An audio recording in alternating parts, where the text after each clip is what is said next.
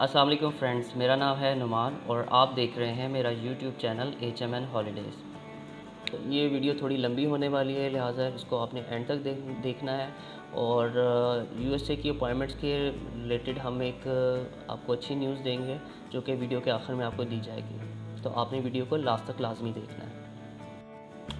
दोस्तों, आज जिस वीज़े के बारे में हम बात करेंगे वो है USA के वीज़े पे जो क्वेश्चंस पूछे जाते हैं at a time of visa application form, वो कौन कौन से क्वेश्चंस हैं। आज हम डिटेल्स क्वेश्चन के बारे में आपको बताएंगे कि जब आपने USA का फॉर्म फिल करना है तो उसमें कौन से क्वेश्चंस हैं जो आपसे रेलेवेंट हैं और किस तरीके से आपने उसका आंसर देना है। तो सबसे पहले हम स्टार्ट करते हैं USA की वीज़ा एप्लीकेशन फ़ाइल से। दोस्तों, अगर अभी तक आपने हमारे चैनल को सब्सक्राइब नहीं किया तो जल्दी से हमारे चैनल को सब्सक्राइब करें, बेल आइकन के बटन को प्रेस करें, कमेंट करें, शेयर करें ताकि हम मज़ीद ऐसा कंटेंट आप लोगों के लिए बनाते रहें। की तरफ के USA के वीज़ा एप्लीकेशन फॉर्म में कौन कौन से क्वेश्चन जो हैं वो पूछे जाते हैं। सबसे पहले तो मैं आपको बताता चलूँ कि जो क्वेश्चंस पूछे जाते हैं वो स्टेप बाय स्टेप मैं आपको बताता हूँ।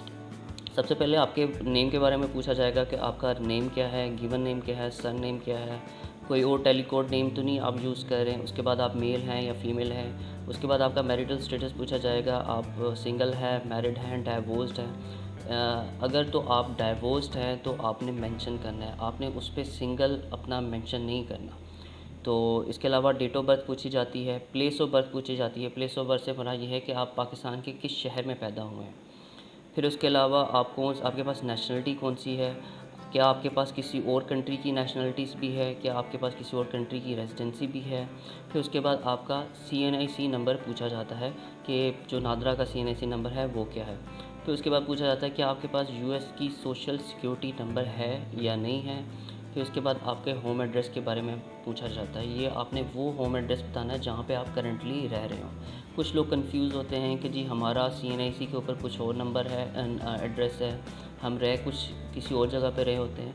तो जहाँ पे आपकी करंट लिविंग है आपने वो चीज़ मेंशन करनी है। फिर उसके अलावा आप किस सिटी से बिलोंग करते हैं, आपका प्रोविंस क्या है, पंजाब है, सिंध है, बलूचिस्तान है, वो आपने मेंशन करना है। फिर जिस सिटी से आप वीज़ा अप्लाई कर रहे हैं या जिस सिटी में आप रह रहे हैं उसका पोस्टल कोड पूछा जाता है। फिर अगेन कंट्री के बारे में पूछा जाता है। फिर पूछा जाता है कि क्या आपका सेम मेलिंग एड्रेस है, मतलब ऐसा तो नहीं कि आप रह कहीं सी और शहर में रहे हों और आपका मेलिंग एड्रेस कुछ हो रहा है, तो उसमें आपका जो भी मेलिंग एड्रेस है आपने उस पर बताना है। फिर उसके बाद पार्ट 2 की तरफ आ जाते हैं। जो है आपका प्राइमरी फ़ोन नंबर पूछा जाता है, फिर सेकेंडरी फ़ोन नंबर पूछा जाता है। लेट्स से अगर आपके 2 नंबर हैं तो आप किस नंबर पे अगर US एम्बेसी आपसे रब्ता करना चाहे तो वो कर सकती है। फिर उसके बाद जहाँ पे आप काम कर रहे हैं उसका आपने नंबर देना है। फिर उसके अलावा आपका ईमेल एड्रेस क्या है, ये ईमेल एड्रेस वो देना है जिस पे आपकी कॉरेस्पॉन्डेंस हो सके। लेट्स से अगर US एम्बेसी आपसे कोई क्वेश्चंस करती है तो आपने वो वाला ईमेल एड्रेस देना है। फिर मेन इम्पॉर्टेंट थिंग्स जो अब US एम्बेसी पूछ रही है और कोई एम्बेसी नहीं पूछती, वो आपका सोशल मीडिया है कि आपकी सोशल मीडिया पे आप किस नाम से हैं। तो अब आगे सोशल मीडिया की डिटेल्स पूछ रहा है कि जब आप फॉर्म फिल कर रहे होते हैं तो उसमें लिस्ट ऑफ सोशल मीडिया की आ जाती है जिसमें फेसबुक है, ट्विटर है, यूट्यूब है, गूगल प्लस है, फिर और डिफरेंट लिंक्डइन है। काफ़ी सारे जो हैं वो 15-20 उसमें लिस्ट है। तो जो जो आप सोशल मीडिया यूज़ करें उसमें आपने अपनी डिटेल्स बतानी है कि जी हाँ मैं इस नाम से सोशल मीडिया पे इस नाम से मेरा अकाउंट है। आ जाता है उसमें आपके पासपोर्ट की डिटेल्स पूछी जाती है कि आपका पासपोर्ट ऑर्डिनरी है या डिप्लोमेटिक है। जो आपका पासपोर्ट है आपने उसके अकॉर्डिंगली बता देना है। फिर उसके बाद पासपोर्ट नंबर पूछा जाता है। फिर अगेन पूछा जाता है कि जी आपका ये पासपोर्ट इशू कहाँ से हुआ है और किसने इशू, गवर्नमेंट ऑफ पाकिस्तान ने इशू किया है, किस सिटी से इशू हुआ है। तो जिस सिटी से आपका पासपोर्ट इशू हुआ हो आपने उसको बताना है। फिर उसके बाद पूछा जाता है कि पासपोर्ट की बुक नंबर, एक पासपोर्ट के ऊपर हर पेज के ऊपर एक बुक नंबर होता है, वो बुक नंबर भी आपको बताना पड़ता है। फिर इसके अलावा पासपोर्ट की इशू डेट पूछी जाती है, पासपोर्ट की एक्सपायरी डेट पूछी जाती है। फिर एक और इम्पॉर्टेंट क्वेश्चन इसमें है कि क्या आपका कभी पासपोर्ट लॉस्ट हुआ है। अगर हुआ है तो आपने स्ट्रेट अवे बताना है यस मेरा पासपोर्ट फ़लानी रीज़न की वजह से लॉस्ट हुआ है, चोरी हो गया, मिसप्लेस हो गया, जो भी है वो आपने बताना है। तो अगर आपका नहीं गुम हुआ तो आपने सिंपल उसको नो कर देना है। फिर अगला जो पार्ट है वो आपकी ट्रैवल इन्फॉर्मेशन के बारे में पूछता है कि जी आप बताएं कि आपका पर्पस ऑफ विज़िट क्या है, आप कौन सी कैटेगरी के लिए अप्लाई कर रहे हैं। तो नॉर्मली जो लोग अप्लाई कर रहे हैं वो B1 B2 कैटेगरी का वीज़ा अप्लाई करते हैं, जिसको आम ज़बान में टूरिस्ट और बिज़नेस वीज़ा भी कहते हैं। तो बिज़नेस एंड टूरिज़म को आपने चूज़ कर देना है। फिर उसके बाद वो पूछता है कि आपने क्या अपना प्लान स्पेसिफ़ाई किया हुआ है या नहीं किया हुआ। स्पेसिफ़ाई से मुराद कि आपके पास फ़िक्स डेट्स होती है कि जी मुझे उसी डेट पे जाना है, उसी डेट पे डिपार्ट करना है, तो उस वो अगर आपने किया हो तो आप उसके अकॉर्डिंगली जवाब देंगे। अगर आपका कोई स्पेसिफ़िक प्लान नहीं है तो और आप उसको सिंपल नो कर दें, तो फिर वो पूछता है कि टेंटेटिवली आप कब जाना चाह रहे हैं यूएसए में। तो जो भी आपकी डेट्स हो आपने बता देना कि जी मैं 10 अक्टूबर को जाना चाह रहा हूँ या 10 नवंबर को जाना चाह रहा हूँ। फिर उसके अलावा वो पूछता है कि आप कितना अरसा यूएसए में रहेंगे, तो आपने मेंशन कर देना है कि जी मैं। अगला जो पार्ट आ जाता है वो आपकी ट्रैवल इन्फॉर्मेशन के बारे में आ जाता है कि आपने कौन सी कैटेगरी का वीज़ा अप्लाई करना है। आप B1 B2 कैटेगरी अप्लाई कर रहे हैं, स्टूडेंट वीज़ा अप्लाई कर रहे हैं, एम्प्लॉयमेंट वीज़ा अप्लाई कर रहे हैं, जो आपकी कैटेगरी है वो आपने चूज़ करनी है। नॉर्मली ज़्यादातर लोग B1 B2 कैटेगरी का वीज़ा अप्लाई करते हैं। फिर पूछता है कि क्या आपने कोई स्पेसिफिक प्लान बनाया है या नहीं बनाया। अगर आप कहते हैं येस बनाया है, तो वो पूछता है कि आपने कब ट्रैवल करना है और कितने अरसे के लिए ट्रैवल करना है, और यूएसए में कौन सी सिटी में आप जा रहे हो, किस जगह पे आप जा रहे हो। अगर कोई रिलेटिव है आपका या किसी दोस्त की तरफ जाना है उसकी डिटेल्स पूछता है। अगर आपने कोई होटल बुकिंग लगाई हुई है तो आप होटल बुकिंग की इन्फॉर्मेशन दे देते हो। उसके बाद फिर वो क्वेश्चन पूछता है कि आप इस ट्रिप के लिए कौन आपकी कॉस्ट बियर कर रहा है। अगर तो मेन एप्लीकेंट खुद है तो वो मेंशन कर देता था कि जी मैं खुद इस ट्रिप की कॉस्ट बियर करूँगा। अगर कोई डिपेंडेंट है, लेट्स से उसकी वाइफ है या बच्चे हैं, तो वो कह सकता है कि जी मेरे फादर इस ट्रिप के लिए इस ट्रिप की कॉस्ट बियर करेंगे। उसके बाद वो पूछता है कि क्या आपके साथ कोई और भी ट्रैवल कर रहा है। अगर तो आपके फैमिली मेम्बर साथ आपके ट्रैवल कर रहे हैं तो आप येस करेंगे और फिर उसकी वो इन्फॉर्मेशन पूछेगा। अगर आप अकेले अप्लाई कर रहे हैं तो सिंपल आपने इसको नो कर देना है।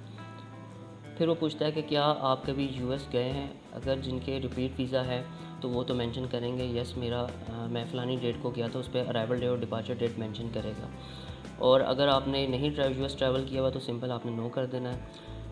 फिर उसके बाद एक क्वेश्चन पूछता है have you ever been issued a US visa. कुछ लोग ऐसे होते हैं जिनको यूएसए का वीज़ा मिला तो होता है लेकिन उन्होंने कभी ट्रैवल नहीं किया होता, तो आपने सिंपल उसको येस करके अपना वीज़ा नंबर बता देना है।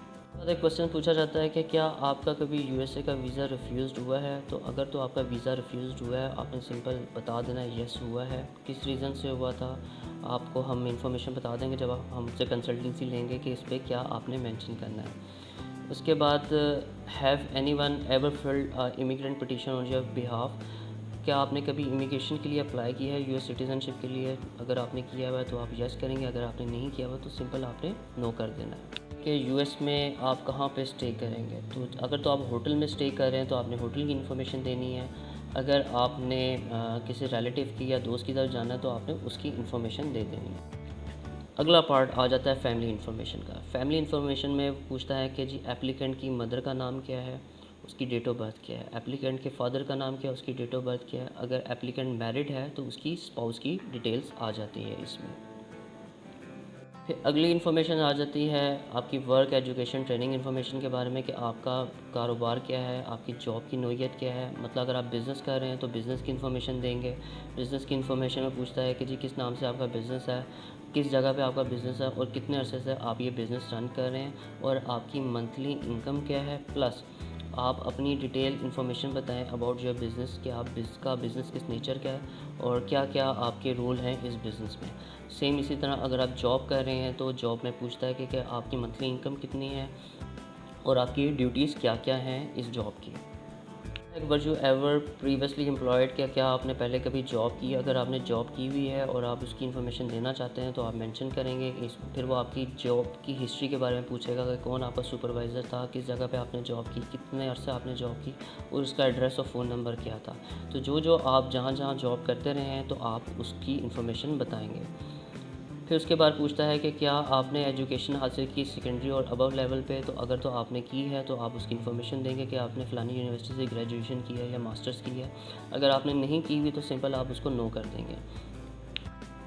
फिर अगला क्वेश्चन है कि जी आप कौन कौन सी लैंग्वेजेस बोल सकते हैं। अगर आप इंग्लिश बोल सकते हैं आप इंग्लिश चूज़ कर लें, इंग्लिश, उर्दू, पंजाबी, जो जो भी आपकी नेटिव लैंग्वेजेस हैं वो भी आप इसमें बता सकते हैं। फिर नेक्स्ट क्वेश्चन आ जाता है आपकी ट्रैवल हिस्ट्री के बारे में, कि आपने जो जो 5 सालों में कंट्रीज़ विज़िट किए हैं आपने सिंपल उनके नाम लिस्ट डाउन कर देने। लेट्स से अगर आप पिछले 3 सालों में 5 दफ़ा दुबई गए हैं तो वो सिंपल एक दफ़ा दुबई का नाम लेगा।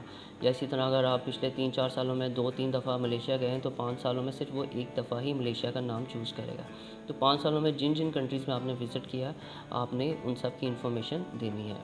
क्वेश्चन आ जाता है कि जी आपका ताल्लुक़ किसी कबीले से तो नहीं है, तो आपका जो कबीला हो आप मेंशन कर दें, अगर नहीं है तो सिंपल आपने नो कर देना है। फिर उसके बाद आगे उनकी सिक्योरिटी के क्वेश्चंस आ जाते हैं कि आपने क्या कभी मिलिट्री में सर्व किया है, क्या आप किसी जुर्म में अरेस्ट तो नहीं हुए, क्या आप किसी ह्यूमन स्मगलिंग में तो नहीं पाए गए, क्या आप मनी लॉन्ड्रिंग में तो नहीं पाए गए।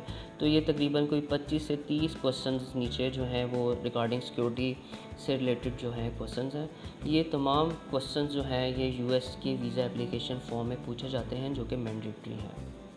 दोस्तों ये थी तमाम information about USA visa application form के क्या क्वेश्चन जो हैं यूएसए वीज़ा एप्लीकेशन फ़ॉर्म में पूछे जाते हैं। बहुत सारे दोस्तों का क्वेश्चन था कि क्या क्या क्वेश्चन पूछे जाते हैं, वो बहुत कंफ्यूज थे, थोड़े हेजिटेट भी हो रहे होते हैं कि भाई यूएस का वीज़ा अप्लाई करना चाहिए नहीं करना चाहिए। भाई ये क्वेश्चंस हैं जो कि हर बंदे ने आंसर देने हैं। तो ये वो इन्फॉर्मेशन है, क्वेश्चंस हैं जो आपकी ज़ात से रिलेटेड है, हमें नहीं इसके बारे में पता। तो आप ये डाटा हमें प्रोवाइड करेंगे, हम आपके सामने ही यूएस का फॉर्म फिल करेंगे और तमाम क्वेश्चन जो हैं ये आपसे ही रिलेटेड हैं।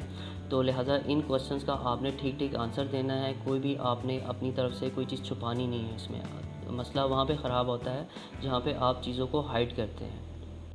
दोस्तों जिन लोगों को इश्यूज़ आ रहा है यूएस की अपॉइंटमेंट से रिलेटेड, अगर उनको अर्जेंसी है यूएस जाने के लिए या इंटरव्यू की उनको डेट नहीं मिल रही है तो वो हमारे थ्रू रब्ता कर सकते हैं। हम उनको विदिन 30 to 40 डेज़ के अंदर अंदर जो है उनकी अपॉइंटमेंट्स अरेंज करवा सकते हैं। वैसे जो यूएस की अपॉइंटमेंट्स अभी मिल रही हैं वो साल के गैप से मिल रही हैं। तो जिन लोगों को इश्यूज़ आ रहा है अबाउट द अपॉइंटमेंट रीस्केड्यूलिंग तो वो हमसे रब्ता कर सकते हैं। हमारी कोशिश होगी कि उनको विदिन 30 to 40 डेज़ के अंदर अंदर यूएस की अपॉइंटमेंट्स अरेंज कर दें हम उनकी।